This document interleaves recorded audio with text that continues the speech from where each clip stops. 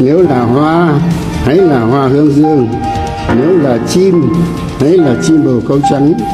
nếu là đá hãy là đá kim cương, nếu là người hãy là người cộng sản. Cái quý nhất của con người là cuộc sống và danh dự sống, bởi vì đời người chỉ sống có một lần, phải sống sao cho khỏi xót xa ân hận vì những năm tháng đã sống hoài sống phí, để khỏi hổ thẹn vì những việc làm ti tiện đớn hèn bị mọi người khinh bỉ,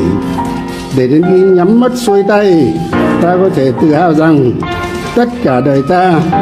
tất cả sức ta đã hiến dâng cho sự nghiệp cao đẹp nhất trên đời, sự nghiệp đấu tranh giải phóng dân tộc, giải phóng con người, mang lại hạnh phúc.